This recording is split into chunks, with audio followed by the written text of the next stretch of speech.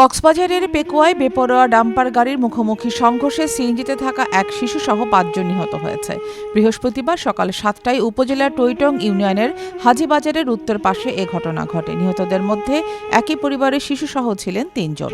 একটা ট্রাকে মারি দিয়ে চলে গেছে। চলে যাওয়ার পরে ওরা বাজার সময় ওনাকে ধরার জন্য চেষ্টা করছিল।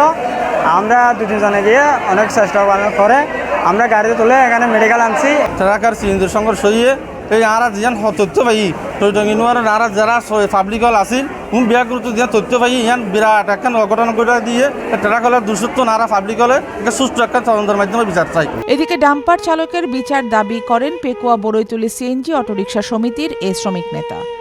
বেপরোয়াভাবে যে ডাম্পার গান আর মনে হয় কি নেশা খাইয়ে কিনা কি এমনি জোর গিয়ে জোরের হারণে আজি এত বড় ১-২-৫ জন মানুষ মারা গিয়ে মারমান্তিক ঘটনা লাই ইয়াল্লা বলে আরা শোকাহত বা ইন্ডিয়া যে দুর্ঘটনা নাগটি বললাই এই তো যে ডাম্পার তার মাঝে নিয়ে আরা হওয়ার পাই বর্তমান আছে ওর আরা তদন্তপূর্ব সুষ্ঠু বিচার কারণে এই যে ২-৫ জন মানুষ মারা গিয়ে আর অন্য হয়তো হইয়ে যে এই ড্রাইভারের লাই বলে শাস্তি দরকার।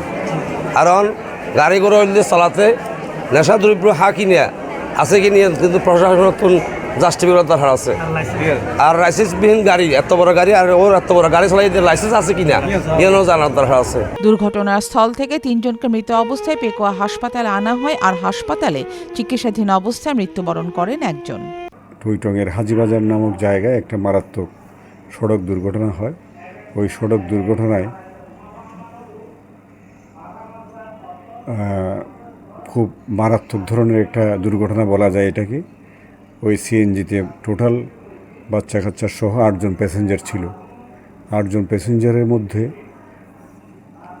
৩ জনকে মৃত অবস্থায় আমার হাসপাতালে নিয়ে আসি, আর একজন খুব মারাত্মক আহত অবস্থায় ছিল। তাকে চিকিৎসাধীন অবস্থায় সে অল্প সময়ের ব্যবধানে সেও মারা যায়, মৃত্যুর কোলে ঢলে। তাহলে ৪ জন রুগী আমাদের হাসপাতালে মারা যায়, আর বাকি ৪ জনের মধ্য থেকে ৩ জনকে আমরা রেফার করি। ওরা চকরিয়ায় বসবাস করে, ওদের আত্মীয় স্বজনও তাদেরকে চকরিয়ায় নিয়ে যেতে চায়।